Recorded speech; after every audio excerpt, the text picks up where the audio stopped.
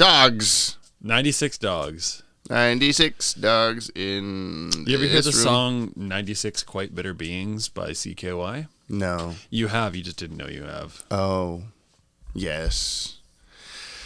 This is what we're doing on the podcast. You can definitely leave This all is of what this we're out. doing here today. I think we're tired. We sure are.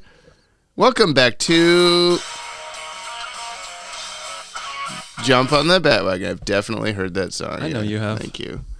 Have you ever heard Icky Thump? No. Yes, you have. You ever heard freaking whatever the song was we were doing yet? Kimmy Eats World. That's the name of the song. This is the show where we watch through the entire DC animated universe, from start to finish in the controversial airdate order. Brian, Yes. to watch the shows the way human beings experience them in the far gone days of the 1990s. Brian Me. has only seen 48 episodes of the Me. DCAU so far. So far. Whilst we need some wording for that. Yeah. Listener Send in help. your learning. Your learning. Send in your learning. Send in your all of your grades. learning to me. We're gonna look at your grades.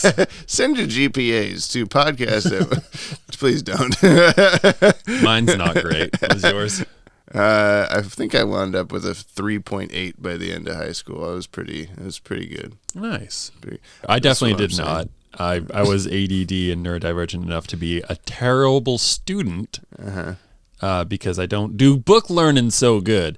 Turns out when I'm just set on my own, I can understand how the whole fucking world works, but Yeah, I don't. I can't learn I don't math read from a book. We recommend you watch today's DCAU episode before listening to this podcast to get the full experience out of our discussion. And please, if you send in mail or leave a comment, do not spoil anything past this episode for Brian. Or the secret recipe to some local restaurant that you love. Well, yeah, don't tell us the Krabby. I mean, tell us the Krabby Patty secret formula. These are our plankton impressions, apparently. I don't think I've ever tried. I haven't. I just suddenly no. I don't know what he sounds like. Before I flip this podcast Give me the into Krabby Patty. maximum overdrive. Today we are watching The Mechanic. The man who killed the mechanic. The man who killed Batman. Your guess before was it was either the Joker killing Batman's spirit metaphorically or something, or it was about Bruce Wayne and how he's going to stop being Batman. He's the man who killed Batman. Yeah. And then it's going to be about Earl, the mechanic. Yeah, every episode from now on is about Earl. It just got at least a 1 second clip. There's one of him and the toast pops up in the toaster. He's like, oh, and then it just goes back to the cartoon. Time to get up and fix the Batmobile again. Oh, it's not even here, but that's just what I do. I live here. Bruce Wayne keeps me captive in this weird room. Just him staring out a window with his hands behind his back, waiting for the Batmobile to show up. Oh, maybe today. He's so excited, but it never comes. Oh, just like the dog in Futurama. Oh man, that's sad. I don't like that. Yep. Nope. Let's move on. This is a stacked crew on this episode. Ooh. We've got writer Paul Dini. Yes. Director Bruce Paul Timm. Bruce Timm. Music Shirley Paul Walker. Dini. And animation. Bye. Yes! You saw me switching apps. I didn't actually. I thought you were just scrolling. Blow this scene. Get everybody in the stuff together. Okay, 3, 2, 1, let's jam. Give me the Krabby Patty. Secret formula right now. That's pretty good, actually. That's not the words. Whoops. I forgot to mention this aired Monday. Oh, it's Sunrise. This aired Monday, February 1st, 1993. We skipped 7 days. That's a week. 4:30 p.m. Fox. This is the 51st episode produced and the 49th to air. Oh, that is so It's close. It's close. We're going to have to pop the whiskey. If you know what I'm saying. The fizzy whiskey. The fizzy whiskey. Brought to you by Jim Jam and the Bay. Oh boy. It's We have devolved to early morning radio show hosts, like the ones like the drive time commute. K-Rock. K-Rock. Is that in Big Bus? Is it in Big Bus? It's got the ram, right?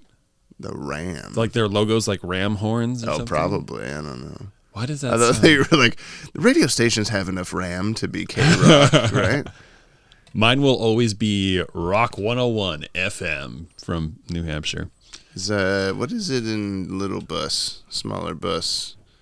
It doesn't matter. Let's watch The Man Who Killed Batman. I had to check again. Look at the phone. What is this episode called? The Mechanic. The mechanic who killed the mechanic. The mechanic who killed Batman. Oh my God, who could it be? I'm looking at you, Earl. Earl Cooper's in every episode. Okay, let's watch it. Okay. Let's watch the episode. I'm not hitting stop. I am. Oh. I hit stop and then Brian hit go, and now we're doing this again. I'm not hitting stop. Okay, don't. You have to come hit it. Oh my! I was gonna put on pants. Not pants, shorts. I'm wearing pants. You can't keep me here. I got rights. Lousy balls. Simmer down, party boys. You'll be out tomorrow morning. Montoya, word is coming in from the streets on a homicide victim. They have an ID? Yeah, it's Batman. What? How? That explosion at the customs house. They said it's the work of some mastermind called the Squid.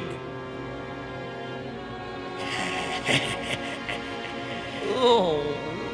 Madre de Dios. Hey, look, Renee, the commission's taking it pretty hard. Could you, Sure.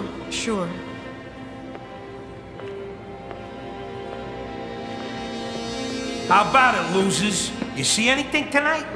What's the word on this Squid guy, huh? What about you, Skinny? You got anything to say? Just 1 minute, please. I'm Harleen Quinzel, legal counsel to Mr. Dupree. I've paid his bail and he doesn't have to answer any questions until he's formally arraigned.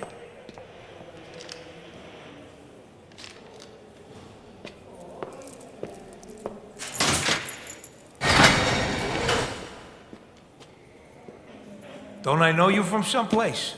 I think I served you a subpoena once. It was a small subpoena. And we'll start the podcast again just as soon as we take that Brian there and put him in this bag here and wrap him in this Cowboy Bebop blanket there. That was the thing I forgot to do when I played Tank. It's not for you, it's for me. But but you can wear it for this podcast episode. This is mine now. Nah, I don't know. Why did that? Did you touch that? I didn't touch that. How did that get so quiet? I don't know. I'm in a Is this a Cowboy Bebop blanket? It is. You didn't even look at it. It's pinned shut. I can't. Oh, it's got iron. I forgot one of the pins. Just undo it. It's a little snappy plastic doodad. I don't wanna do it. I did all the rest of them. Okay. Yeah, you got it. Blanket. It turned out Batman wasn't dead. Oh my heaven. Heaven. Oh my heaven. Yeah, I was like, how can there be episodes after this if Batman dies? Oh, that's cool. It is pretty cool. I went to like 6 different stores that had like anime stuff in them, and I'm like, they had like Inuyasha and Death Note and Dragon Ball and a bunch of like other like similarly oldish anime stuff, and I'm like, where's any Cowboy Bebop thing, like ever, just one thing, and then I finally found that one thing. I'm like, this will work. This looks cool. What's the one thing, just for the sake of having a Cowboy Bebop thing? Well, yeah, I don't have any Cowboy Bebop stuff. I knew that a Sunrise episode was coming up. What I meant to do was start playing the song and then pull the blanket out of the bag dramatically and have a big old Brian laugh, but then it didn't work because I forgot. Thank you.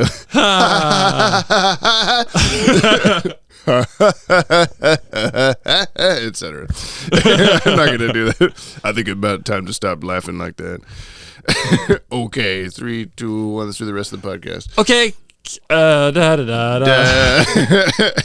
What happened in The Man Who Killed Batman, Brian? Tell me the synopsis. There was a guy What's his named name? Sidney, otherwise known as Sid, a.k.a. Sid the Squid. The Squid. He was an idiot. He happened into the situation of being somebody that he wasn't. Could you forgive his like, whoa, oh, whoa, at the start after you like, he's running across the street and you're like, oh, this is terrible voice acting because he was just like, whoa, oh, and everything. But then when you find out like who It makes he sense is, in hindsight, yeah. So Sid the Squid, he's an idiot. He's kind of like one of those, not like idiot savant. What am I trying to say? I don't know. He gets Dude, accidentally silly pee pee poo poo guy. He's silly pee pee pooping his way into being a crime overlord. Getting into the salty spittoon with those Yeah. guys. Yeah. We finally see what the inside of the salty spittoon looks like. It's exactly what you'd expect. The one guy arm wrestling was definitely the human version of the Yes. without any milk guy. Yeah, absolutely. So we get Sid, and he's like, all this stuff keeps happening to him. People, he accidentally pushes Batman off a building with his drunken kung fu, and everyone thinks that Batman is dead, and so we go through the episode, and it's basically Sid accidentally crime bossing his way to the top. It's like girl bossing, but in Crime Town. Yeah, you know. Version. This is another one of those ones. It's like not that hard to synop, but it's like dumb guy ends up at the top of a crime racket, and then everybody wants to kill him because he's at the top, and then it turns out Batman's not dead. The end. Joker's mad about it. Joker's was like the most captivating storyline, actually. Yeah. But maybe you can give us the full synopsis. Well, no, yours is the synopsis. Mine's the Synopsis. The official synopsis, Do that. which was I should specify, I suppose, used in press materials and TV Guide and that sort of thing. This is another probably guitarful entry in our synopsis breakdowns. You had blues last time. What's this time? I don't know. Tank. Play Tank verbatim. Let's see. No, don't do that. Just I don't know. I was just about to say like guy in his prison cell, but that's the blues thing that we were doing before. Do whatever you want. Come up with it right now. Oh my god. Third-rate mob stumble bum, Sidney Debris, that's what Rupert Thorne called him, a stumble bum. Whatever that is. It crawls to crime kingpin Rupert Thorne, begging for help. Not to be confused with the Kingpin from Spider-Man. It seems Sidney has done the impossible and become the man who killed Batman. That's the name of the episode. Sadder than this, doesn't it? Sure. Sidney explains in a flashback that takes up most of the episode that while he was acting as... That's what it says, actually. That while he was acting as lookout for drug runners, Batman surprised him on a warehouse roof. The two struggled, and Sid's bumbling caused Batman to pitch off the roof and into a shed of explosive gas. It was a big tank, but... It was the world's thinnest propane tank. Yeah, you were like, those are bulletproof or something. Not brick-proof, though. You're brick. After the ensuing fire, the only thing found was Batman's cape and cowl. Conspiracy. At first lauded as a hero by the underworld, Sidney soon became the man to beat. Suddenly, everybody wanted a piece of the man who killed Batman, particularly the Joker, who had his hench-wench, Harley, bring Sidney to him for corroboration of the tale. Once the Joker believed Batman was gone, his grief was considerable, and he held a wake for the Dark Knight at the chemical plant where they first met. The capper of the ceremony was to be Sidney's own execution at the Joker's hands, for killing Batman before the Joker could, of course. But a lucky fluke allowed Sid to escape. As the flashback ends, Sid begs Thorne to get him safely out of town. But it turns out Thorne already heard the rumors and suspects Sidney of playing dumb as a way to advance upwards in his mob. Just then, Batman shows up alive and well to save Sidney from Thorne's wrath. It seems Batman was trying to find out who was calling the shots behind the drug runners, and he knew if he stayed out of sight and followed Sidney, he'd eventually find the Kingpin. but not the one from Spider-Man. Sidney is sent to jail for his original part in Thorne's operation, but he earns new respect in prison as the man who nearly offed the bat.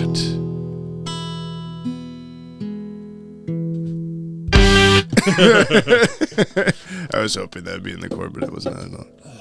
That was good. That was some pretty high energy guitaring. I feel like it needed to be read faster, so I started reading faster. Yeah, I didn't catch the drift. Please read faster, James. Good episode, Brian. Hey, I interrupted you. What were you saying? Mr. Freeze. Mr. Freeze. It was a good episode. It was a good episode. Yeah. It was. I really liked some of the art. Yeah, you were right off the bat.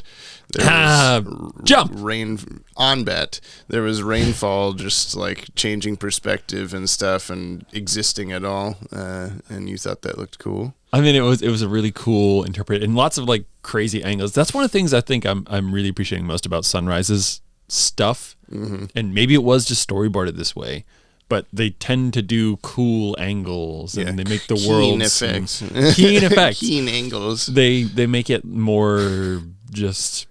I don't know. They make the world more dimensional, and I find it kind of like sucks me in more. I like all of the like events that play out in just shadows and silhouettes and stuff in this too. Like when they're witnessing Batman and Sidney fighting, and it's just in silhouette on the roof, which is kind of like the intro. Yeah, and then also the like guys running up to do the crime in the first place, and then all you see is Sidney's like shadow casted on the tank, and he just and falls down and trips and stuff before you ever actually see him. They also played with that in different ways, like Batman being in silhouette, he shoots his little grappling hook thing. He shoots a gun right at Sid he shoots, and then that's the end of the episode. And it's like a flash of him, and it's just it's cool. They've got a cool way of like weaving a universe. The visually. Joker coming out of his shadow chair like he's done before. Yeah. The hyenas were back. The hyenas were back, and they made a meal of a guy, but he was okay. He was okay, yeah. I'll get the mop. I'm like, that guy's not going to be in the rest of the episode. Nope, he's just here he's with there, a and he's got Band-Aid on his cheek. Band-Aid on his cheek. He's fine. He just got mauled by 2 hyenas. Yeah. Put that Band-Aid on his cheek, get the mop, he's fine. He managed to get out of there just fine. Just like that zookeeper got out of the tiger. Off screen, he escaped. Maybe they just like punctured one hole in his cheek. Yeah. They're just like spewing, like spurting blood out. Get them up. This happens. They always go right for the artery in your cheek. Or it's just like how Batman escaped Harley and Ivy's table full of stuff. As soon as that guy went off screen, he could get away from the hyenas. Yeah, exactly. He went to the same like ninja training as Batman. That just sparked something for me, and it's completely unrelated, and maybe we'll save it for later if I don't forget. Okay. What? You could say it now. Oh, it's an art question, storyboarding question. Okay. Do these guys write themselves into things that they can't write themselves out of? And I mean, maybe every once in a while. I don't know, like the guy getting mauled and stuff. No. Well, I mean, like that's kind of what like led me to it. The fact that Sid was in a coffin going down a conveyor belt into a boiling pit of acid. Yeah. He goes in, like he's in there. We see the camera, like we're in there with him in the coffin, and then suddenly there's like a flash of white light, and he's not even like seconds later. He's not even in. Yeah. The building that he was in, he's outside on a riverbank. Yeah. Well, like, so I took that as just that tank like empties into the river or whatever, and so Batman like knew that or something. Because so historically, like, I don't think we see this detail in the DCAU, but when the Joker originally like falls in the acid to become the Joker in comic books, he dumps out of like a pipe into the river, and then he's on the riverbank like seeing his reflection in the water, and that's when he like cracks mentally when he sees like what he looks like, and then he's like standing there with his hands on his face, freaking out and laughing everywhere. So like I think that's intended to be the same way that the coffin wound up there, but then Batman just opens it before the acid can get in or something. But like that's already going to like rendered it inert. What? Like if he's like going down a river. Yeah. He didn't need Batman to save him. I don't know. No, like Batman did a cool thing off screen. This is what we're talking about. Yeah. He's Batman, man. I guess for me that was the question. Was like, well, do they just like oh yeah, and he's gonna go into the thing. Well, how's he gonna get out? So he's gonna like wake up on the riverbank. Batman got him. Almost got him. Yeah. No, I think I don't know. I don't feel like that's a don't know what to do. I feel like they knew he was going to be saved by Batman. Batman would come back. They just didn't necessarily like figure out the exact motions that Batman would go through to do that. But in the end, Brian, would it have made it better if you knew exactly how Batman saved him? Didn't need to be there. I mean, I feel like there could have been a bit of a stronger storyline with like kind of wrapping up the Joker with like, oh, the Bat is alive. If Batman like swooped in, ripped the casket out of the acid. You know. I guess so. I like the whole like he's just because you had the right reaction to that of like how's he gonna get out? Yeah, like the casket actually like I think you expected before it would get to the end of the thing, the ramp, that Batman would swoop in and save him, but instead it dumps into the acid. It starts sinking. The acid is leaking and dripping in through the thing, and you're like, "What? Like what the hell? How's he gonna not die? Batman's coming back, right?" And then it just kind of weirdly flings open, and he's outside. And that's the thing again. Like without it, like sets up with each second that he's in there, it sets up bigger and bigger questions, which aren't really answered. They just left me with more questions. Batman also, I guess, has many spare cape and cowls because he didn't save that one that was in there. That was sometimes in there. It was in there until they threw Sydney in there, and then it wasn't there anymore. I guess I couldn't see it. The thing for me that was like, and I guess it would like work with Joker's kind of thing, was that like the casket was kind of like, I don't know how to describe this in podcast word, but like the casket was maybe set up like reverse as what it should normally be, because there's a bit where Joker like goes in and puts the kick me sign on the thing, and then it cuts to him pulling back, and like you can't quite see the shape of the coffin. He puts the kick me sign on the cowl. And then the next shot is him like kind of pulling away from just having pasted the thing on there or taped the thing on there. And he's at the foot of the coffin. Oh. Which would make it as though he like flipped it around. Oh, I see. That's what you meant by upside down. I thought you meant upside down like face down. No, I just didn't. That's a hard, like orientation's hard for me to explain. Pod listener, imagine 3D space and Batman's cape and cowl. Yeah, I don't know. He hit the flip horizontally option on and then left Photoshop. Was right, and oh no. That whole scene is the best part of this episode, the like eulogy and the kazoo Amazing Grace. It's always really good. I love that they committed to that. Yeah. This whole episode is really good to me. Like it feels. I was trying to think of like what separates like the Paul Dini writing from other writers, and I think it's just that like he just knows how each character individually like is supposed to talk. Like everyone has their own different personality, and I think a lot of the other episodes are just like guessing or trying like.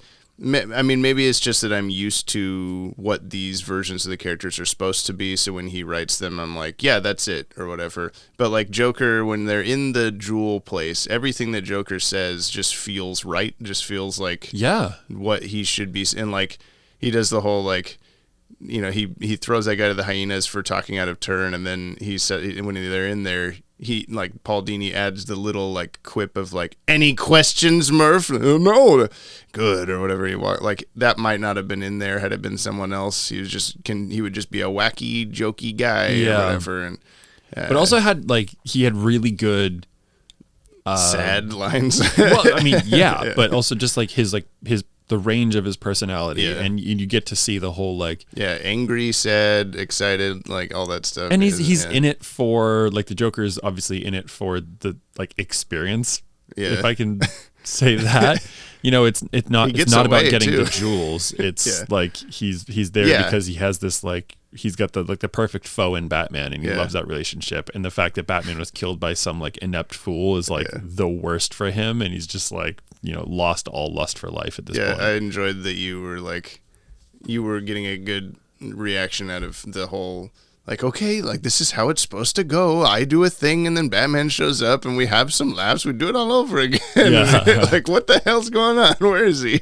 And I love the fact that meanwhile Batman's just probably like standing on the roof like just like letting him be angry. He gets to do that this whole time. This is one of those episodes where it does feel like out of all the characters in Batman the Animated Series that Batman is sometimes the least interesting.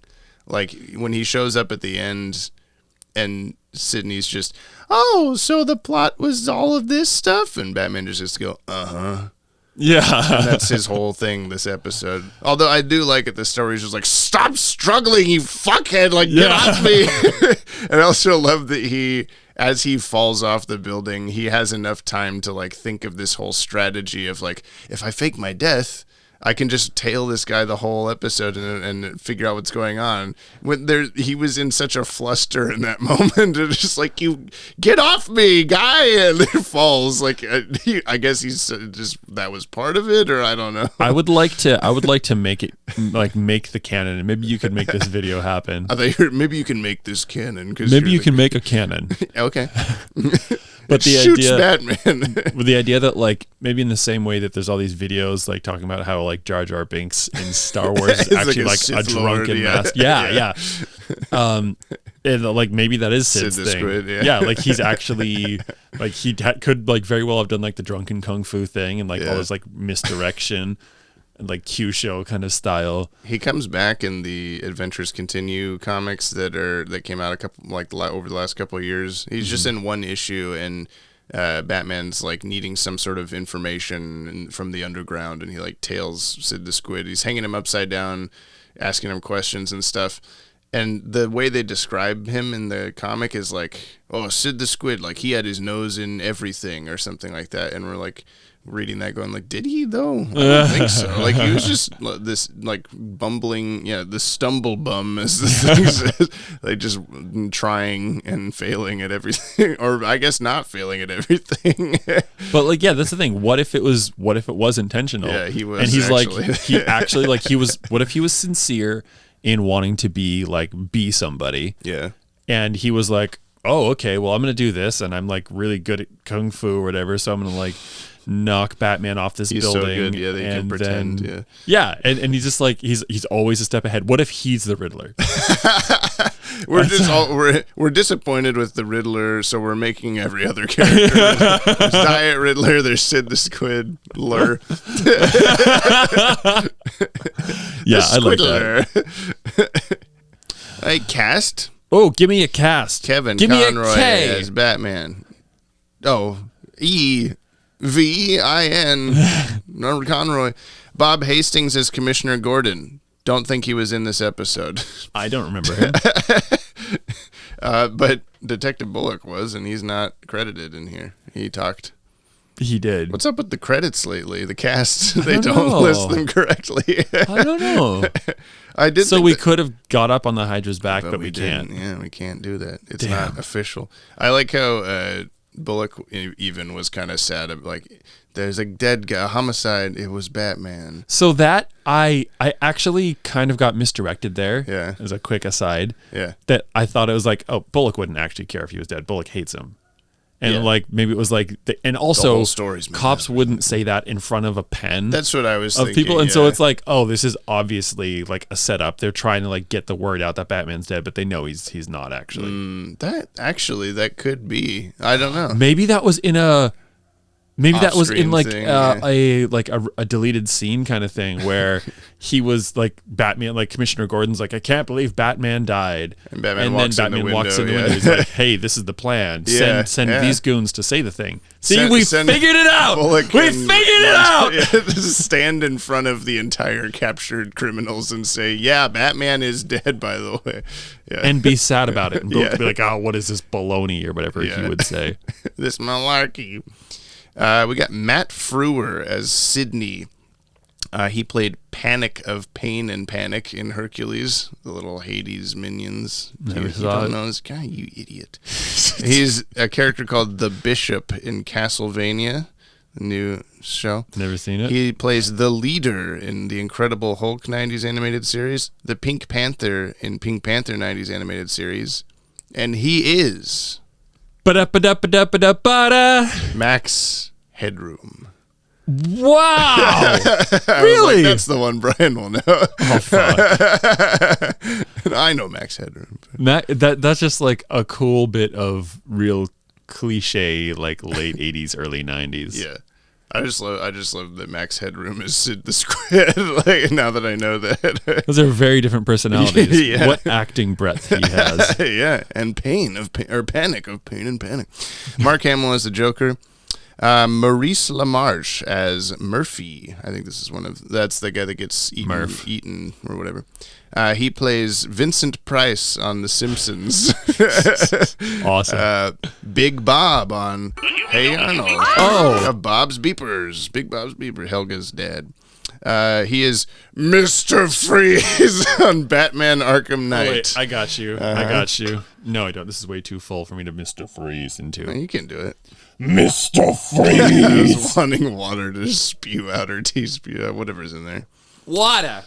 He plays Grandmaster Wizard on Adventure Time, which is an unfortunate name for a character. But It is, but also I don't remember that character. I don't know.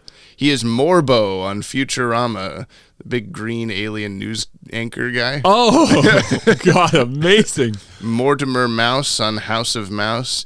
Egon on Extreme Ghostbusters, which is Harold Ramis's character.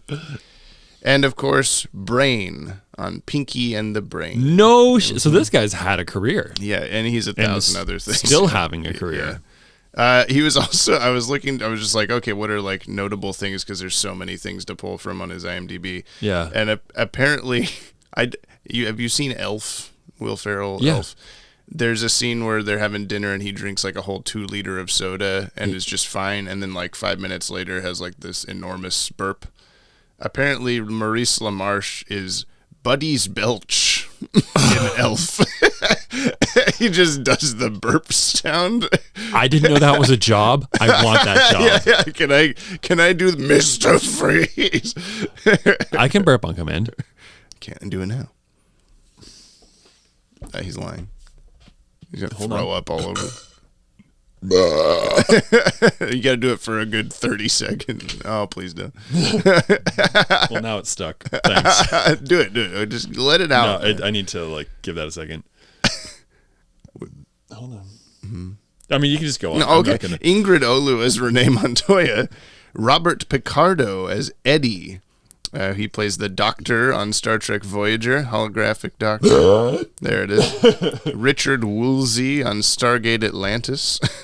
And I included that he is Principal White in Ben 10 Race Against Time, which was a live-action Ben 10 movie that Maddie and I watched a couple months ago. Oh, no. And when he shows up as the principal, I'm like, hey, it's Robert Picardo.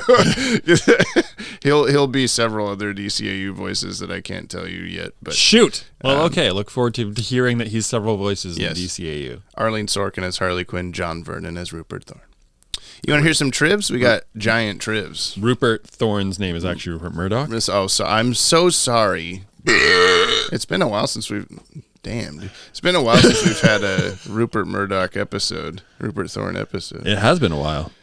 Trivs. The story is loosely taken from Detective Comics number 524, Death Grip. However, in that story, Sid the Squid's apparent killing of Batman is only a delusion Sid is suffering as a result of his fight with Batman. Oh. It doesn't actually happen.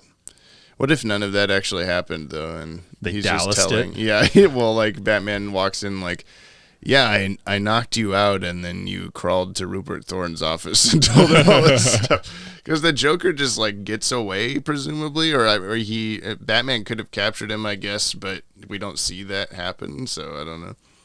Harvey Bullock probably recognizes Harley without her Harley Quinn makeup because she posed as a police officer at Commissioner Gordon's testimonial dinner in Joker's favor. Oh! But we don't get any hint of that. He says, like, don't I know you from somewhere or whatever. This is also the first episode to use Harley Quinn's real name, Harleen Quinzel. Oh, I thought that was like a farce. Yeah, that's the weird thing about its context in this episode is you assume that it's just like, oh, because Harley Quinn, like, what a really good name you came up with there to hide that you're Harley Quinn. But that's her actual name, which would also mean, why did Bullock not hear that and go, oh, yeah, no, I know who this is? Yeah, right. The Ace chemical plant where Joker ambushes Sydney is the place where, according to several comics continuities, the Joker fell into a vat of toxic waste during his first meeting with the Batman. Wondering. In Batman 89, it is instead named the Axis chemical plant. Axis Chemicals was listed on the Batmobile computer screen in Nothing to Fear as a possible location for Scarecrow. So both exist in this world, I guess. What direction? The Scarecrow is in Ace or Axis Chemicals asshole chemicals. Oh, there's 3 of them. Yeah, which direction? East. In his eulogy for Batman at the start of the ambush for Sid, Joker opens with, "Dear friends, today is the day the clown cried," a reference to the shelved Jerry Lewis film. Were you aware of this? No. So there was a movie called The Day the Clown Cried, 1972. It was a Swedish-French drama film directed by and starring Jerry Lewis. Is he Swedish? I don't know. I thought that was very strange that he's like, no, I got to do a foreign film. But the film was met with controversy regarding its premise and content, which features a circus clown who is imprisoned in a Nazi concentration camp. It just did not get released for hopefully obvious reasons. But yeah, no, he's American. That's a weird choice there, Jerry Lewis. Bruce Timm stated that the idea for the episode came when he and Dini debated what it would be like if Batman was not present for the majority of the episode. That's I guess, brainstorm session created this. Dini was actually worried that people would think Harley playing Amazing Grace on kazoo as the coffin containing Sydney is lowered into the waste during Joker's ambush was sacrilegious, but nothing came of it. The tune was performed by Arlene Sorkin, Harley's voice actress, in one take. In an interview with this is kind of like an infamous Trivs. In an interview with Toon Zone, Dini stated it was fortunate that Sorkin was able to complete the song in one take, as immediately after that, she and the remainder of the voice cast broke into uncontrollable laughter. We'd never have gotten a second take of it. I was thinking that was pretty amazing while listening to it, Amazing and that makes Grace. it even better. Mr. Freeze. Sydney's nickname Sid the Squid was apparently popular with the writers at Warner Bros. Animation at the time, as it was also used for one of the enemies of Animaniacs character Slappy Squirrel. It will also appear in another later B-Test episode as a past alias of a different character. Oh! Spoilers.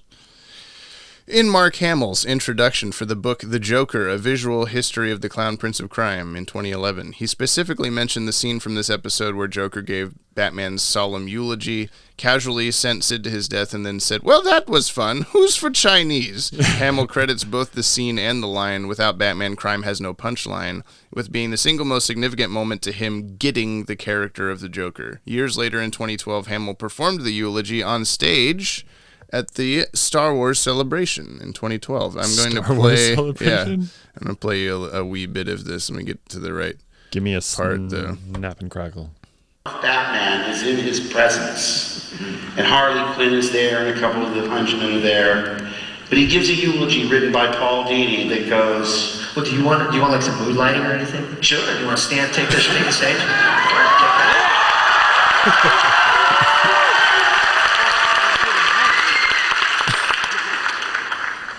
Dear friends, today is the day the clown cried. But he cried not for the passing of one man, but for the death of a dream. The dream that one day he would taste victory over his hated enemy, because it was the Batman that made me the happy soul I am today. How I agonized over how to thank him for that. Perhaps with a cyanide pie in the face. Or perhaps an exploding whoopee cushion playfully placed in the Batmobile. But those dreams were dashed by the weaselly Gunsel standing there in our midst. This cowardly, insignificant goneth who probably got lucky when Batman slipped in the slime trail this loser left behind him, this disgusting mound of hyena filth who's not fit to lick the dirt from my spats. But I digress. The time for sorrow is past. It's time to look to a future filled with smiles. And I'll be smiling again when we take that man there and stick him in that box there and slip him into that vat of acid there. Well, that was fun. Who's for Chinese? Yeah, you got it. Okay, can I say that my new favorite Joker is Mark Hamill live action doing Joker? Yeah, there's been quite the clamoring over the years for him to play Joker. He needs to play that. Yeah. He's incredible. Just watching it's a different experience. Like his whole face just Mannerisms, changes I've never seen Mark Hamill be better at anything. Yeah, it's kind of true. That's insanely good. There's a whole thing about how everyone in the recording booth, there was a unique thing about this show was that they would have everyone there recording together versus most cartoons even Doing today solo, are separate. Yeah. That everyone would be sitting, but Mark Hamill would be standing every time because he had to get his whole body into the character. Well, that was his similar. I wonder if they did this on purpose. I feel like the Joker a lot of times has the neck kind of drooped over. Yeah. He's his back is very straight, but his neck is really far forward. His forehead's down. Yeah. And it's cool to see him do that posture as well. And I wonder if it was inspired by the animation or if the animation was inspired by him. I don't know if they started doing it yet, but there's something about how at some point they start recording him video as reference for the animators for the storyboards and stuff. So it was probably Mark Hamill came first. 6.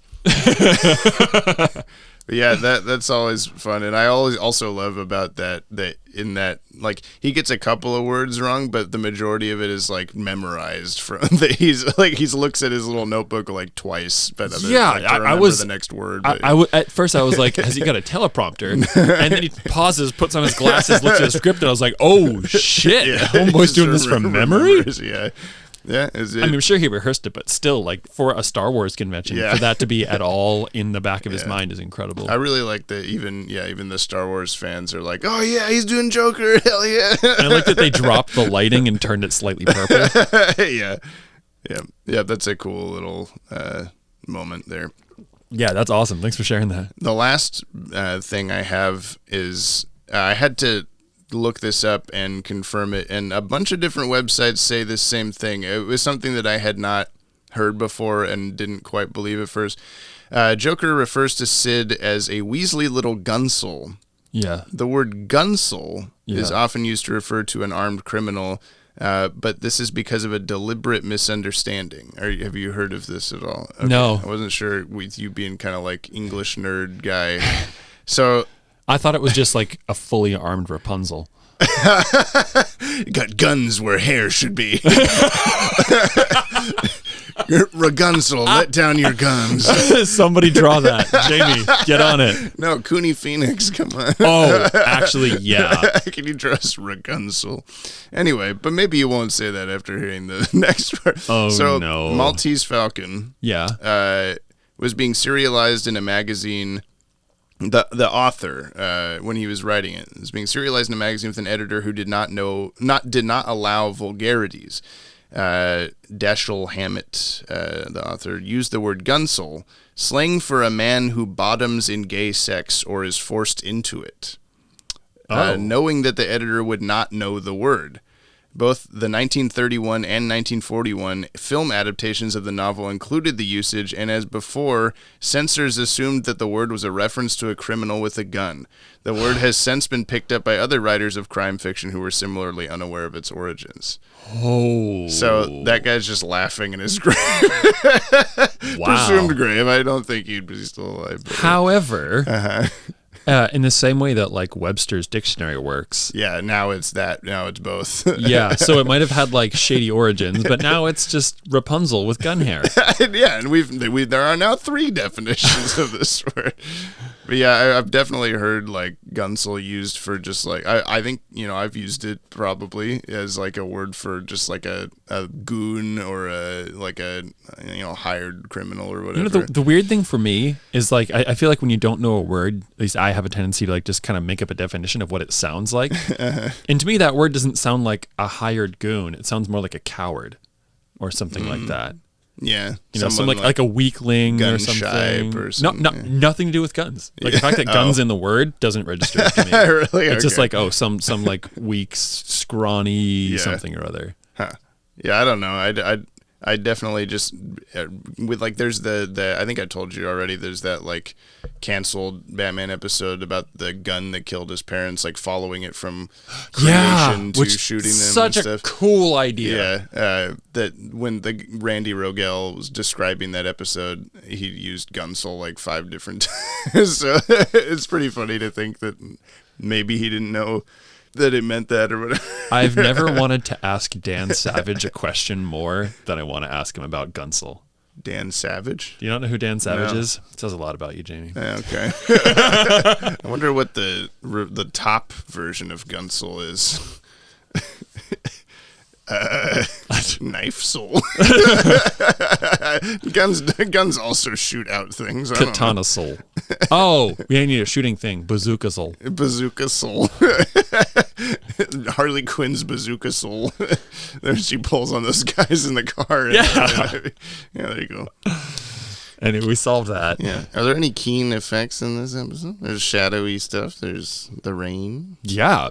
I'd say starting off, the rain was one of my favorite visual things, like in the show. It's just kind of cool to have this, like, it was like 3 different frames of rain repeating, but it worked so well. Yeah. And I don't know, it's just like, it reminded me of like growing up in the Northeast. You'll get 100% humidity and you'll get a lot of really crazy rain showers. And a lot of times you'll like even see like a wall of rain coming at you where it's sunny where you are and the rain is coming at you in a straight line. Yeah. And it reminded me of that because there's this point where rain that hard hits you that it's like your brain almost can't comprehend. Like if you're in a car, you pull over and you wait on the side of the road because you can't drive through it because there's no visibility. And I liked being distracted by those raindrops because that same thing where it's just like everything in the background was super dark. You could kind of not see a lot of it. Yeah, if that was the intention, is good because you were like, oh, that's so cool, and I was like, what the hell's going on? I know there's a guy running. I guess. Yeah, see, that's the thing. I think it was reminiscent of real life for me, and I was like, oh, that's maybe awesome. On purpose. Other than like more obvious things like that, I think just the lighting in general was pretty cool. There's like the scenes in Rupert Murdoch's office. Thank you. His name now. The fireplace is just lighting them from one very distinct angle the whole time. Yeah, and stuff that was cool. The explosion of the gas tank was neat, even though it didn't make any sense. Well, and there's a lot of those flashes of Sid and Batman on the rooftop fighting, and you're getting flashes of them, so it's going in and out of silhouette. Like, there's real good art in this episode. Yeah, well, that's the Cowboy Bebop. It was weird. It didn't, look as much like an anime like it was the like I Am the Night and other episodes that had them more recently were like overly detailed maybe compared to what they're supposed to quote unquote look like. But this one I felt was a lot more like on model with the characters, and it was still really good looking. Yeah, to me this was the whole production staff saying, like, handing over some like reading material from previous episodes to Sunrise, be like, we make it look like this, but also do your sunriseness, please. Yeah. Continued rising of the sun. I really want to know about the storyboards now. Of what? Just whether. Well, I don't know if Sunrise is like, they're like, we're gonna tilt this. Yeah.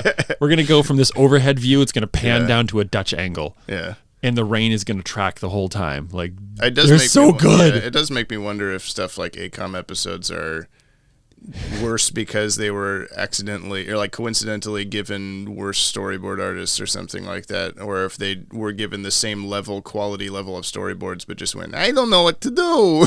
Well, I could see it being ACOM, like they're really good at like holding on an angle for too long. And I could see it being like they had an up angle and they held on that for too long, and there's a side angle and they held on that for too long, and Sunrise saw the up angle and the side angle and said, let's blend that. We'll do two. I feel like maybe at least whoever's storyboarding it had a more cinematic eye than most episodes or something. I don't know. How can we know? We can't ever ask anybody at all. Okay. Or learn Batman's usefulness. In this 0 or 100. 0. Because he had a really good plan the whole time. 0. I'll give Batman a middle ground 5 exploding propane tanks with bricks out of 10. I'm going to give Batman 0.2. Because if your logic is correct that this boiling vat somehow leads into a river. Yeah. Just glossing over that one. Gotham's river's real fucky, man. There's fish with smiles in there. There's a shark in there. There's probably a werewolf. Who knows? Aquaman really having a field day. God damn it, stop.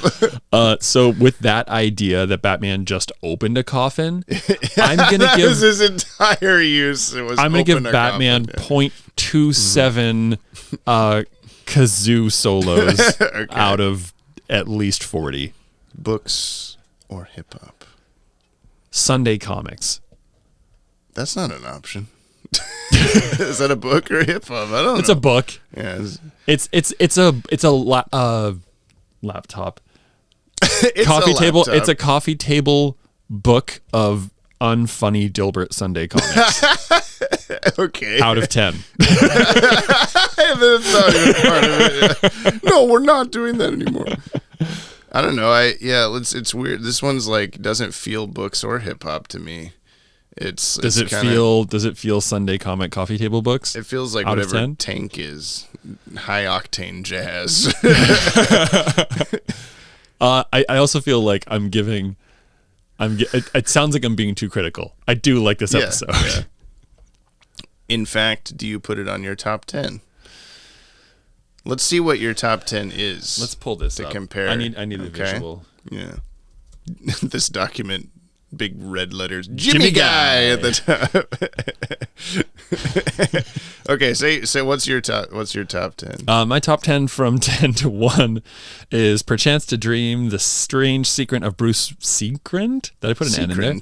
Secret of Bruce Wayne, Nothing to Fear, Beware of /the/Gray Ghost /Ghost, POV.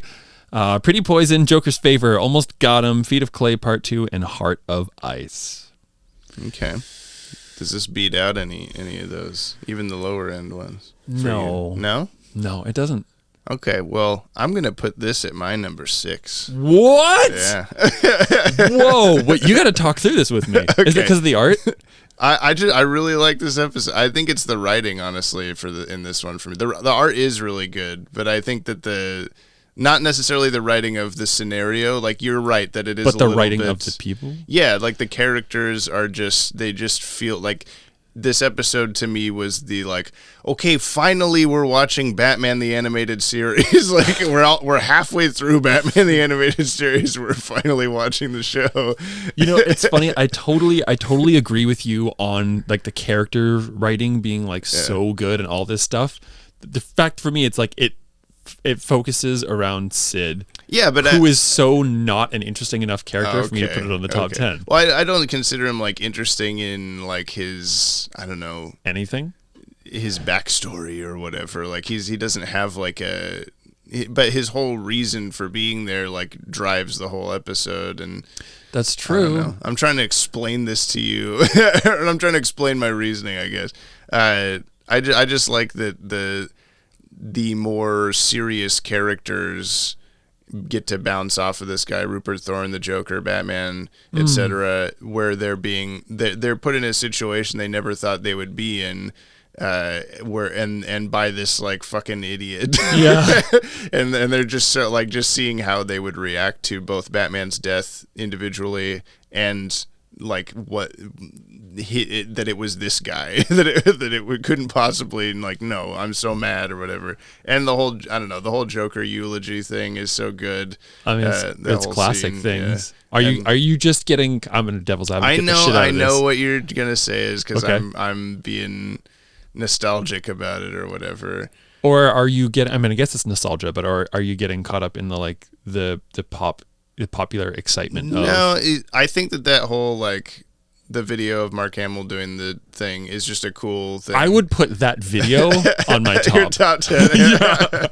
But yeah, so my current top 10 in reverse: I Am the Night, Dreams in Darkness, Perchance to Dream, Eternal Youth, Beware the Grey Ghost, Almost Got Him, Heart of Ice, Two-Face Part 1, Feet of Clay Part 2, and On Leather Wings. And yeah, I just think that like the bottom half of my list, they're all really good episodes, but they're all a little bit like the rewatchability isn't super high for me. Yeah. But this one is. I'd go watch that again right now, kind of a thing. Okay. I find it to be a very fun. You're now changing my name to James, who is wrong about his number one choice. Well, not James, but I guess I can. Jamrick. Sorry, it says Jamrick. Anyway, yeah, so I'm going to put this right under Almost Got Him. The man. Oh my God, I can't write. The man who killed Batman, and that now bumps I Am the Night off of the list, which has taken a while for me to do. I keep comparing every episode we watch to I Am the Night, and going, no, it's not better than I Am the Night. And this one just jumped so many places. It jumped so many places. Yeah. Sweet. So well, good job. I'm happy for you with your wrong decisions again. I just had a thought that I think would help me. Maybe you don't need this. I think it would help me. And this doesn't need to be in the podcast, I don't think, if you want to cut it out. But I kind of want to put like a line, like a literal like short-ish one sentence under each one of like why I chose this. Because I feel like some of these things I can't necessarily defend them. Yeah, why it's where it is. Yeah, so I kind of want to do that. Well, we can do that right now. Let's do that like off. You don't think we should do that on the podcast? No, because I think with my brain, I think it's gonna take longer than. Okay, that's fine. Like I don't want to add 20 minutes to the podcast. Okay, I can get on board. But yeah, so now that we got that out of the way, yes, we go to the future, right? I mean, we're always going to the future. It's like Jack Ryder with the Gotham City News. I'm Jordan Blumen. That's what we're about to hear, I think. Is that your prediction? Soon. What's your prediction for this Yoppie Mail? Dylan Pollock will ask me a question and say that it's my favorite part. Jordan Blumen will pretend to be Gotham City News anchor Jack Ryder. Tip Tapricot will have some contemplation. See, I'm doing the things that always happen. Yeah, I want you to give me one out of the box. Like, what's something that is like really going to happen? They're going to play the Out of the Box theme song from Playhouse Disney. Sick. That you definitely know that one, right? Yeah. I'm singing it in my head right now. Yeah. I was like, where's he going with it? Dylan, I was going to try to guess what Dylan's question was going to be, but sometimes it relates to the episode and sometimes it completely not. Yeah, so guess it. If you were to kill Batman, how would you do it? Ooh, that's actually... Wow, I wonder if he's going to do that. Should we start asking each other questions? Would that make the podcast more interesting? But we're about to find out. Here we go. Okay. We drop What we drop? our weekly up Oh yeah, those. into the comment box. First! There sure was a lot. Now Jamie's mad. Too bad we're all At least I am. just Dylan Pollock. We haven't done podcast recording in so long that I fucked up and we started talking, and then you're like, okay, now I'm recording. And I said went, that "Whoop." because I feel like you had your like, not that you have like a bunch of different podcast voice, but you were like talking in a way that was like, oh, this sounds This like is you're part doing of the podcast podcast. thing. You know that we didn't do the thing, right? Yeah, James, I'm not. I didn't hit record yet. You need like a. Well, hopefully that just doesn't happen again. But you need like a facial cue, of like, yeah, that's like, well, but you make that face all the time. Oh, That's you're just right. your face. No one knows what face it was. This is my tea is ready face. Your tea is ready. Yeah. I'm like, Is there, that the timer's code? gone off. My tea is ready. It's code for we're not recording. My tea is ready. Well, we are inside of the Man Who Killed Batman episode at this time. Do you remember this episode? We watched it so long ago. Honestly, I don't remember it by the title. The Man Who Killed Batman. Let me think. We got Sid the Squid, little punk ass dude that's like, oh gosh, Mr. Thorne, help, I killed Batman. Yep, I And then- remember. And he didn't actually kill Batman. He just thought he did. Yeah, now Joker's Spoilers. mad. Now Joker is mad. Too bad. Too bad we're all just Sid the Squid. That would be too bad. That would be. I would not want to be Sid the Squid. Would you be Dylan Pollock? Yeah. Everybody. I mean, everybody is. That's true, including Keen Machine. This is from The Mechanic, actually, because Keen sent in voice message last time, like right at the tail end of our recording, and I didn't get to it. It says, you've found my hidden location by tracing my frivolous spending. Now I have no choice but to give you my entire backstory while you figure out ways to use it against me. Am I the villain? No, I'm the mechanic. Dramatic music. Speaking of monologues, and then we have a voice message. Greetings, Jamesoner and Butterscotch. First, Jamie, you are correct. Corn is nasty. Yeah. I said what I said.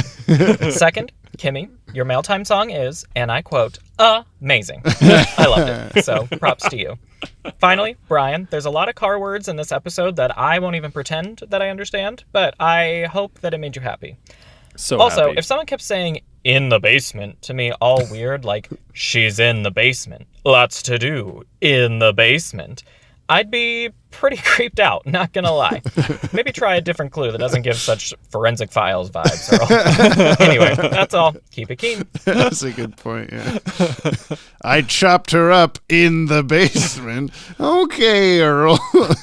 I feel like that, for me, if someone was doing the whole, like that exact thing, if someone was like, in the basement, yeah, I know that I would catch that something was wrong, but Yeah. I don't know. I'd be like, basement. It's the base. The basement is basement's flooded. We go to the basement. Let's go to the basement. Hey, show me the basement. Like, I don't feel like I'd be witty enough to actually like discern. Like, oh, I'm gonna pretend to leave, and then I'm gonna punch somebody who jumps out or something. I don't know. And then it wasn't even a reference to an actual basement. It was just some like NASCAR term that Batman knew for some reason. Oh, I forgot about that. Yeah, it was like basement meant the bottom of the car or something, or being really. I can't even fucking remember. It man. meant that your car was going to explode. Or it meant the penguin was going to take control of it. Or yeah, whatever. it's NASCAR code for the penguin has taken control of your car. And Batman's like, okay, Earl, whatever you say. The penguin's not real. He can't hurt you. This is from Tim R. Greetings, Jazzy James and Breezy Brick. Yo. So The Mechanic. It was an episode. I don't really have a lot to say about it. It's not one for which I have any sentimental attachment. There's nothing particularly remarkable about it. Yes, we see the OG Batsuit and Batmobile, but that's about it. That was my takeaway, too. That's the only thing I ever care about. So here's a question for you both. What Batmobile is your favorite? Not strictly from the DCAU, as I know Brian has yet to see them. Let's keep this to live action. Adam West, Michael Keaton, Val Kilmer, George Clooney, Christian Bale, Ben Affleck, Robert Pattinson. I think that's all of them. Although you're probably only familiar with like two of them. Exactly. You're probably going to say the Keaton one, I guess. I don't know. I mean, that's cooler than the Adam West one. Although the Adam West one looks more like a car. It's probably the most unique one, I think. Like, it's the most different. The rest have basically the same kind of shape to them, I would say. But yeah, it's very 60s. It's very groovy Batmobile, you know. Let me see if I can figure it out by the. It's a 1955 Ford Lincoln Futura concept car. Okay. Nice. Did you just know that by looking at it? No. You could have lied. If it wasn't, yes, I did.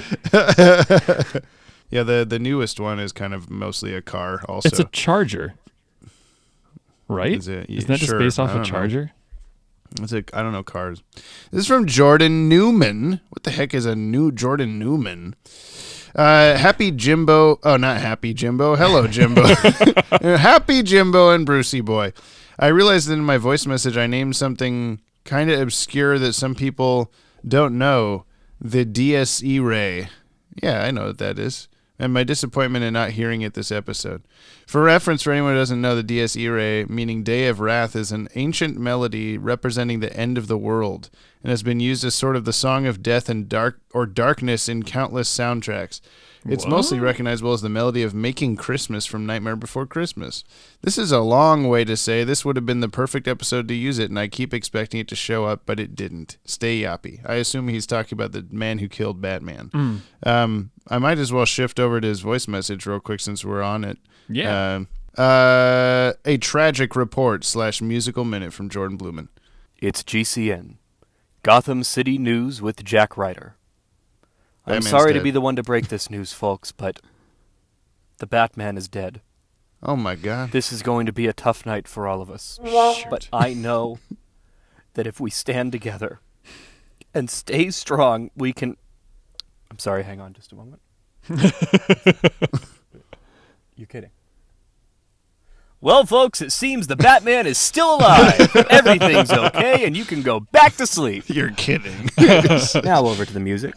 This episode has what I think is my favorite appearance of the Batman theme, played overly dramatically on an organ and then shifting into that heroic brass.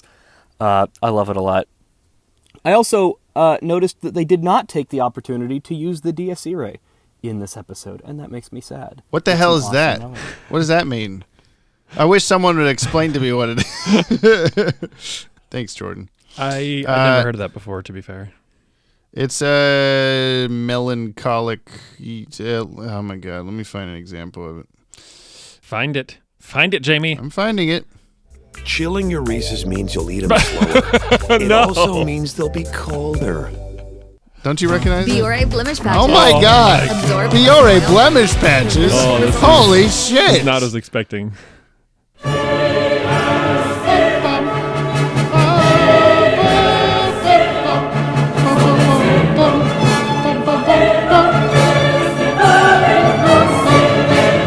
You've not heard that before? I don't think so.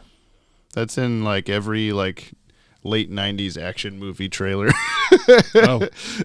Whoops. That's probably when I know it from the most. Okay. No, I don't recognize it. Well, now you won't again next time. Nice. From Scotty Cameron, hey, Yoppie dudes. Hey. Jamie, you don't think Redacted of the Redacted is a good episode? Yeah, The Mechanic was just a mediocre episode.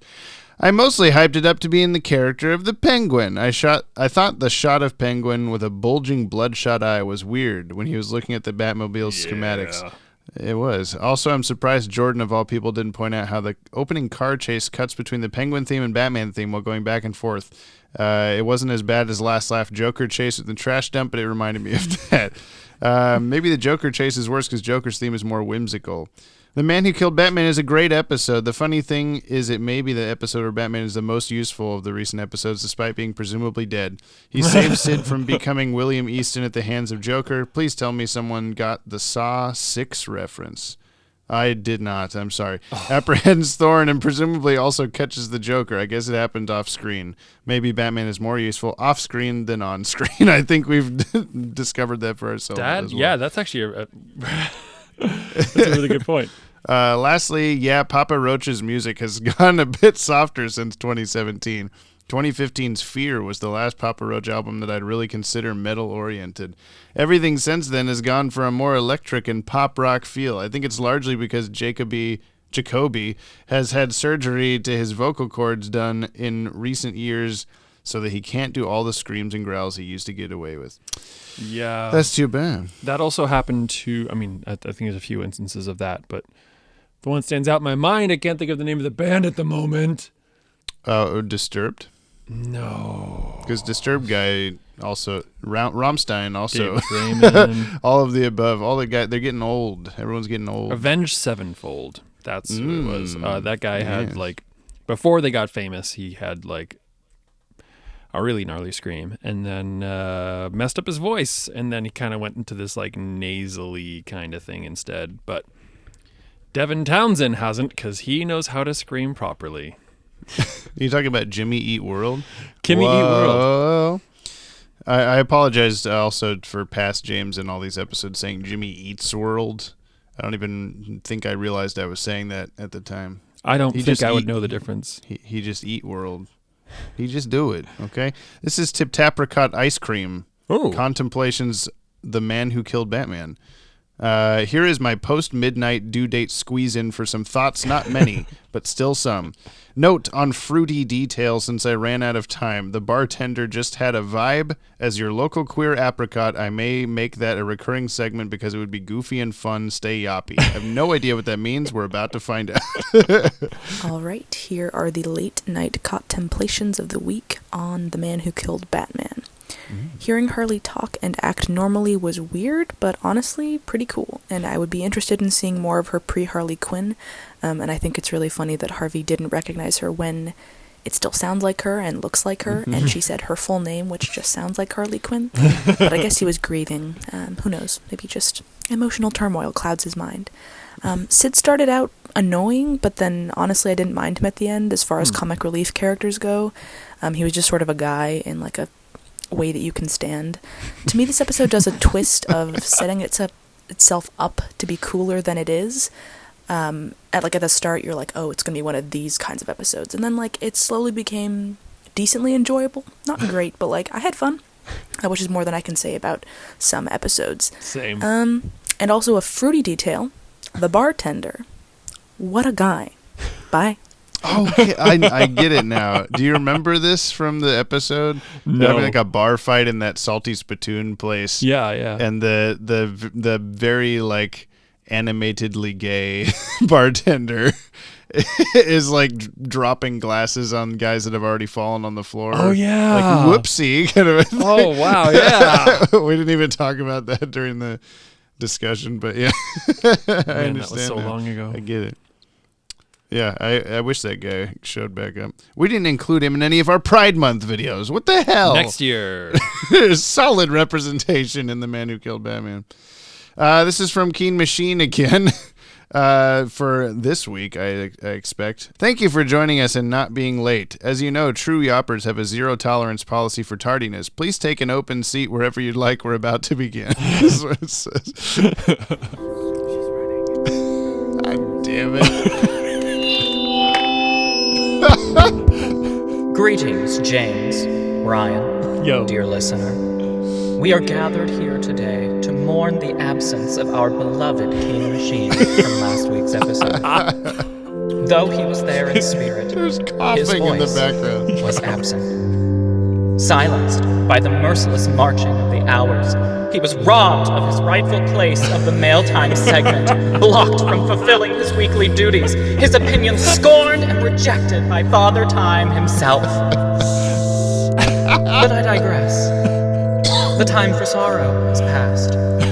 It's time to look ahead to a bright future, as we all remember, to keep it keen.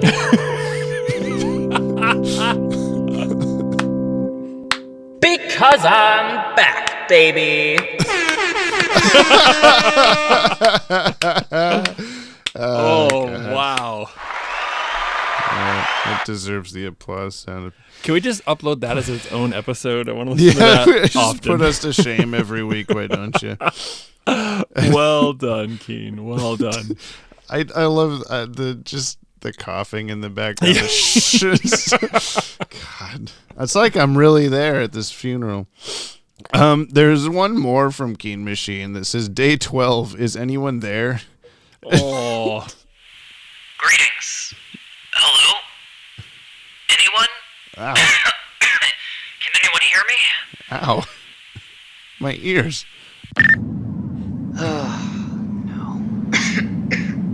Nothing. Journal entry, day 12. Still nothing. Radio silent. No sign of James or Brian for 12 agonizing days. I'm not sure how much more of this dry spell I can take. I'm starting to go crazy. I keep thinking I hear them. Greetings, James and Brian. Keep it keen.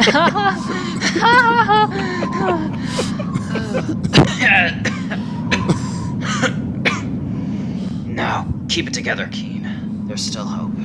2 days. Just wait 2 more days.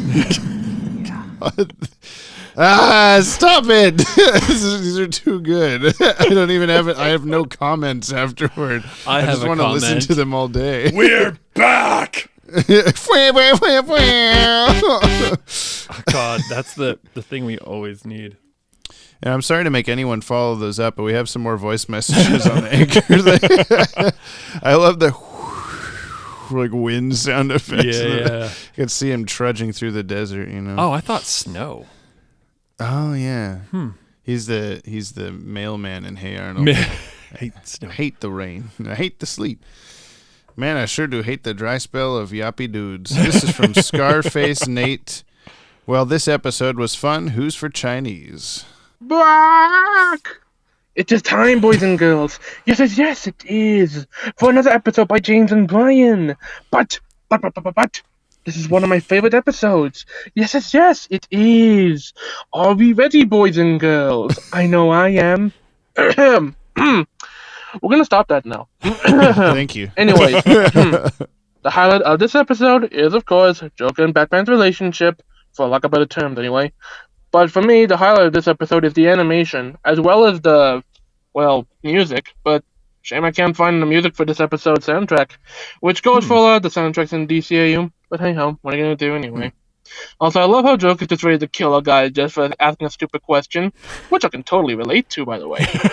Also, I'm glad James can relate to my plight about not shutting up about watching a movie. I can't not sing a song or say a line about a movie I love.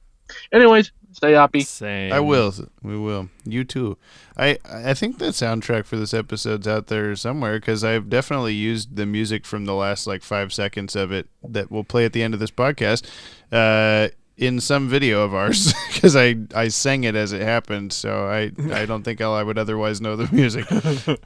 but you know, this is from Super Luigi 64. Bring it. It's like the episode. This is one of my favorite episodes of the whole show. Whenever my dad and I do our yearly best of rewatches, this one always makes the rotation. Ooh. Really? We're both big Star Trek fans, so the Wrath of Khan funeral scene send-up kills us every time. And Harley Quinn playing the kazoo is one of the reasons I got a kazoo as a kid, much to the detriment of my own home life. Anyway, keep on yapping. Yeah, someone had pointed out that was a Wrath of Khan parody by playing Amazing Grace as the casket gets lowered into the thing, but I assume that's just a thing in funerals. It's just felt like a normal thing. I don't know. Yeah, I think it originated. It's a pretty common lowering the casket into the ground kind of song. But I'll take it. I'll assume it. I'll have it be a Star Trek parody. Yeah. This last one is from Movies to Watch Before You Die, and this subject line is, I think I got the black lung, Pop, or COVID. It's COVID. Everybody got COVID. Stop it. Hey, let's listen. Yeah, it's time for the thoughts of the week from Dylan Pollock on The Man Who Killed Batman, or It's a Good Thing Sid Wasn't Named Chuck. Hey, Jamie and Bric-a-Brac, you listener. Hey. Yes, you listener. You're my favorite listener of all of them.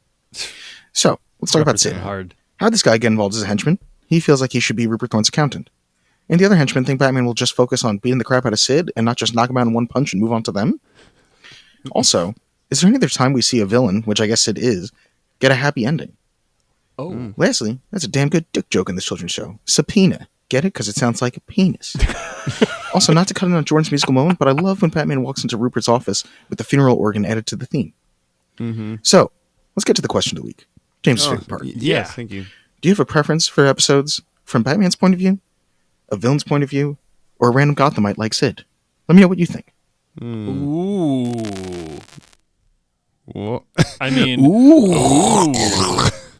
Why? I still don't understand why that happens. It's random. I don't know. Super random. Anyway, yeah.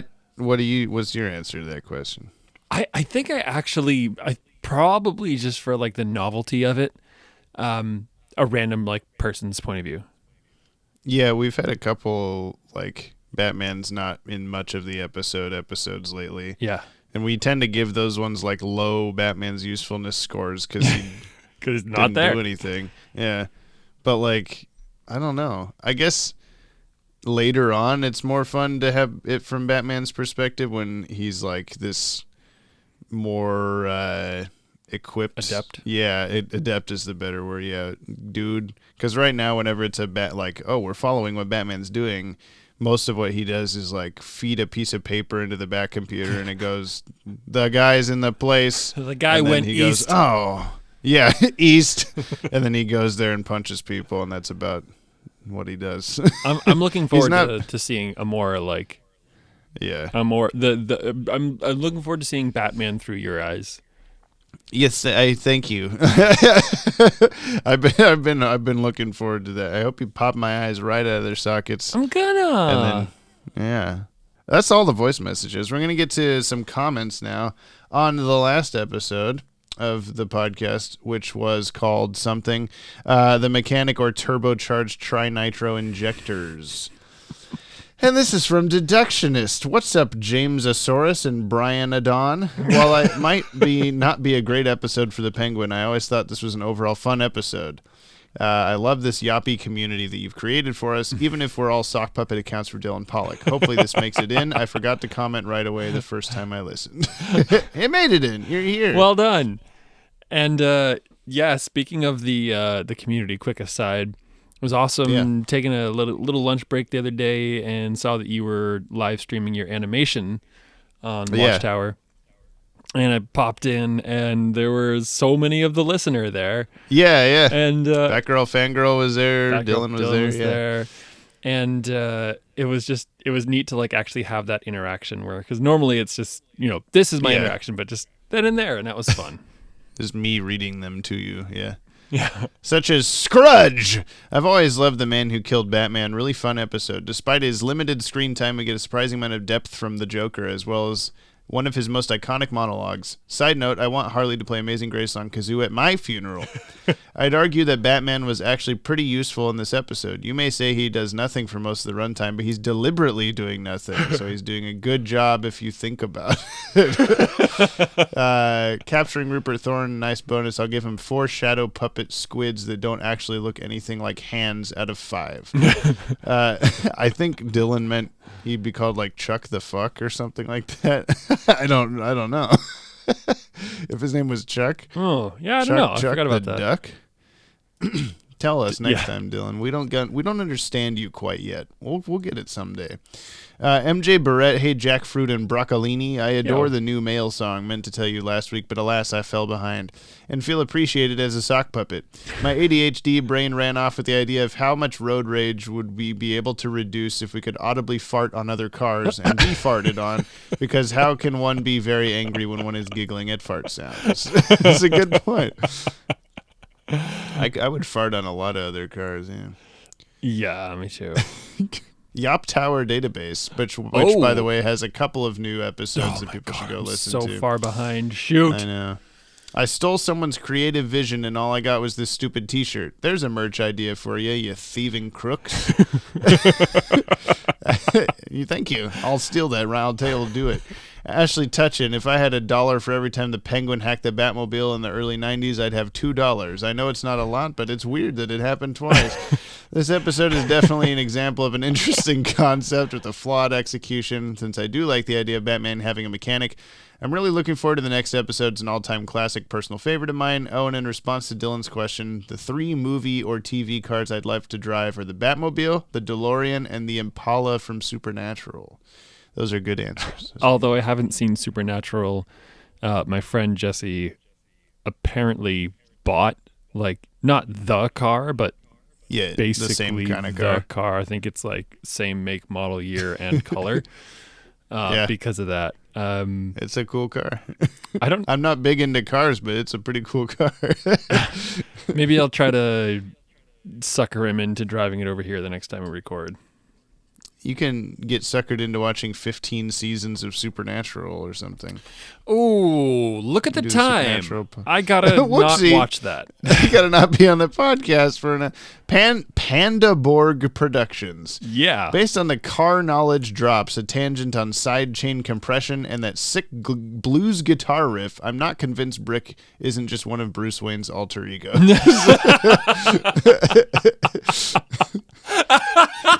Welcome to the fold, Pandaborg. Is that the greatest compliment I've ever received? I'm not sure. So far, I guess, on the Batman podcast, at least. Damn. Cool. Okay. Scarlowy says, I've been living in Big Bus for a few weeks now. To be more precise, in Bay's walls. Now, that noise you hear at night is me getting a snack. The pink stuff isn't cotton candy. It's insulation. It's fiberglass insulation. So don't eat it. Yeah. You might want to get your stomach pumped. KM said, I think perfect sound effect for traveling to past is the Samurai Jack theme. James, don't read this out loud. If you use Samurai Jack theme, you two could play it during all episodes in Hereafter. Make some long-term plans. I don't know. Okay, I read it out loud, though. I was looking forward to this episode. It will definitely make it into your top 10. It made it into mine, not Brian's. Whoops. Even though it's not a Joker episode, I think it has one of the most entertaining Joker appearances. I like when there's a different threat and Joker is the side character. Yeah. This episode is the perfect example of that. This works for Penguin, too. In his best episodes, he's not the main villain, like Almost Got Him. I guess that's true. There's no good Penguin episodes, so there's only a good Penguin. Somebody said that before, didn't they? Was it you? I said that. Yeah. Okay. Banana Man says okay. Okay. Bikeanon, obviously the Batmobile is front and rear wheel drive. He just flicks the switch to pick which one. So not all-wheel drive, but one or the other. Yeah, you have to pick. Cool. Batgirl, Fangirl. I've always wanted to have a go in Herbie myself. Or maybe the Tumbler from Batman Begins. There's two very different cars for you. I love the music in this one. It really sets the tone for the story. Robert Picardo is such a great voice actor, totally unrecognizable from his role in Star Trek Voyager. I can't remember which character he played, but I know he was in here somewhere. He's like a thug or something. I don't know. Thug guy. For me, the highlight, though, is Harley Quinn. She steals the show with her zany antics and interactions with the Joker. Great podcast as usual. 5 stars and 5 poorly made brick walls. Thank you. Thank you. Cooney Phoenix, greetings. My favorite part from the mechanic is that face of absolute panic, or whatever that expression was, Bruce makes for like 0.5 seconds when he mentions the backers. That was at the end of the episode. He's like, how are you going to pay for this? And his face like contorted for like 2 frames. It's so out of place and so sudden. Like, I know how incredibly insignificant it is to the larger plot of the episode, but it's just suddenly there and then he's calm again. No, it's an infamous frame of the episode. I understand. I do, in fact, agree on the following things. The animation in Harley and Ivy was actually good. Korn does suck, and the Penguin isn't a super deep villain. I think Cooney Phoenix and I are best friends. I think so, too. Yeah. Also, sorry, Brian. Have you noticed that? It's all good. Have you noticed that there's like that corn thing that you sent me is like blowing up all over the internet? It really now, is, yeah. It's an unfortunate time for me to not like Korn. That Korn song is going around. It's awful too, man. Like, give me the "My money don't jiggle jiggle, it folds" thing. Yeah. Like, give me that any day. This Korn thing, oh god, it's like every other. It's very hard to hear like what he's saying. Like without the subtitles, I'm like, what am I listening to? I mean. Yeah. But it is a big lump with knobs and has the juice, so I understand. Also, I'd like to answer the weekly question. I'd go riding with I'd go with riding Optimus's truck or X-Kaiser's car from the Yusha series anime called X-Kaiser. I'm sorry, I haven't seen that one. I don't know it. But I assume it's a cool car. Sorry this comment was very long. Have a lovely day. You're welcome. Too. Cole Papadakis, Rose and Max deserve all the chips. Yeah. They sure do. They had watermelon today. Oh, shit. They love watermelon. Oh, that sounds pretty good. I'd like some of that. Never Stop Singing Sweetness by Jimmy Eat World, says Lanola Cola. In fact, you guys should start every episode with the opening line of Sweetness, then jump into the podcast opening sting. Also, I can't wait. So take that, Maddie. Okay. When C209, and to think we finally got away from all the stinker episodes. Life is so unfair sometimes. But hey, at least we got some good moments from Brother Brecky yelling about cartoon logic in a TV show made for kids. That's me. That's always what we do. Look, I can only experience it as I experience it. Yeah. Scotty Cameron, if I could pick a car from TV shows, it'd be Optimus Prime or Prowl in their vehicle forms because I don't need to drive Autobots. They can drive themselves. That's a very autonomous smart vehicles. Choice. And last but not least, we have Mark Aquino. Gather round, gang. It's time for a story. There were once two young lovers named Desi and John. John was a bit on the nerdy side, and Desi was as well, but she had a smile that would brighten anyone's day and light up the night sky. Hence her nickname, Stargirl. They knew each other ever since they were kids on the playgrounds of South Jersey. One wanted to be a teacher and the other a filmmaker. Then there came a period of time where Desi wasn't seeing John that often. He was spending so much time raising money and resources to make an independent movie that he wasn't able to be with the girl who supported him from the start. That sounds familiar. One rainy night, Desi went to his home and told him that she met someone else and that she wished that she could help him with that movie, but had to choose between her own needs and this. She said her goodbyes and left.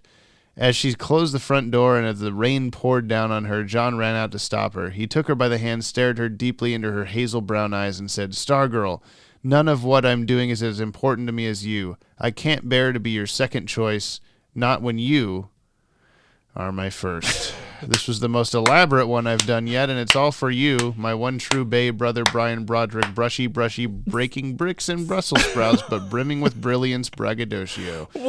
Oh, and the next episode is a great one.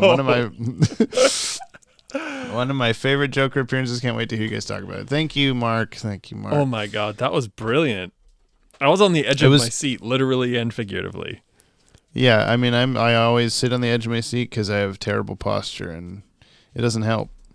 I sit in. I'm a tall guy. I sit in chairs in a way that chairs are not meant to be sat in.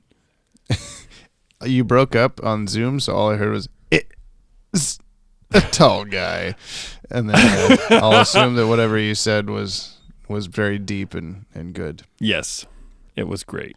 Thank you. You're welcome. That's the mail. We're gonna go back to the past, I think. Like Samurai Jim. Samurai Jack, Jim. James. Whatcha? Samurai James. Jamie Rye Jack. Jamie Bride Jack. Yeah, that's the one. There we go. Let's go with that. Yeah. That was a little freaky, man. We spent too much time together in the last 24 hours. Here we are. Whoa, that was such a weird experience. The fact that we both had the and we're coming back into it. Yeah. Let me run that back for you. For music by whatever that guy was that we found out did music for that movie.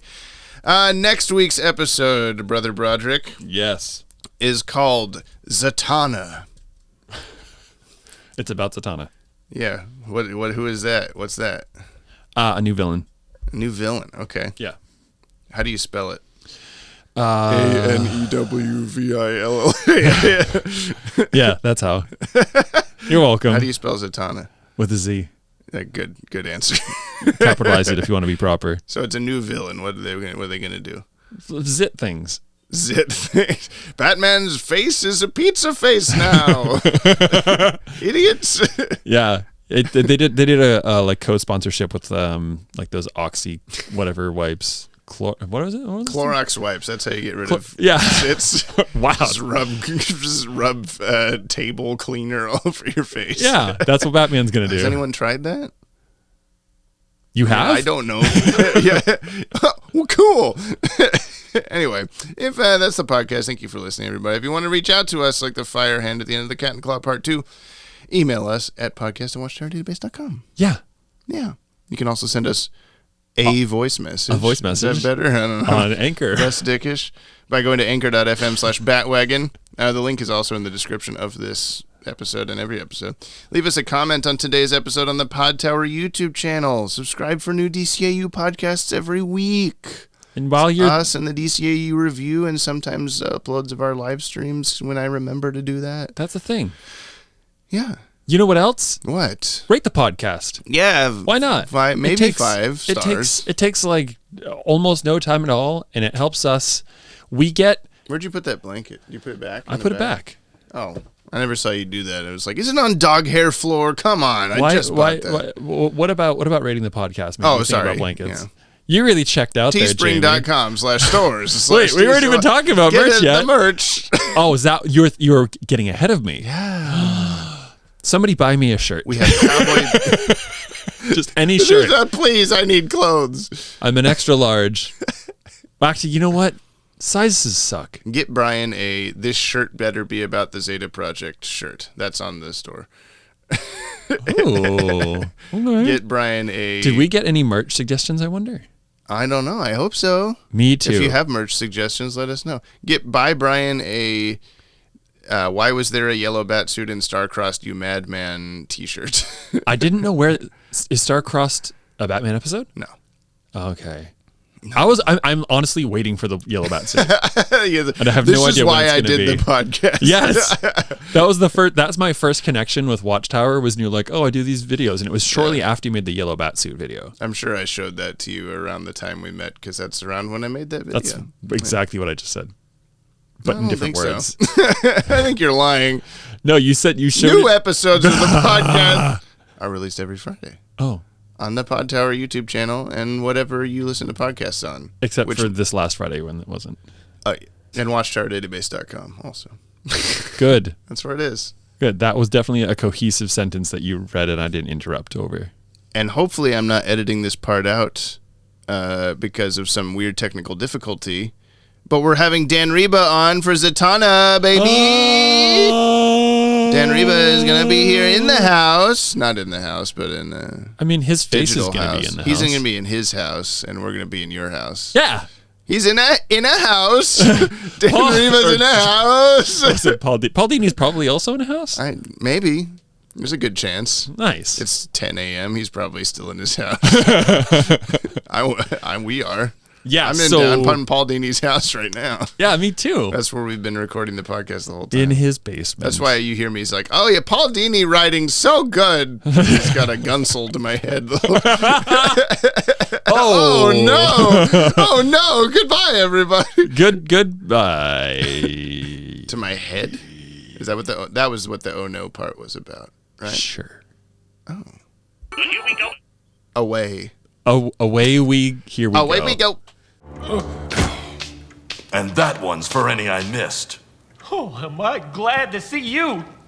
Wait a minute. How come you're alive? I swung away before the gas tank exploded.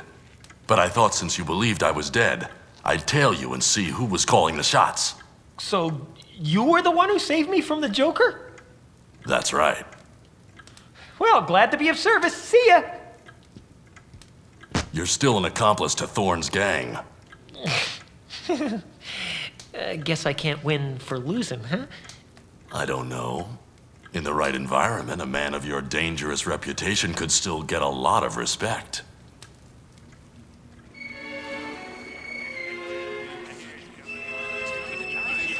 Here he comes.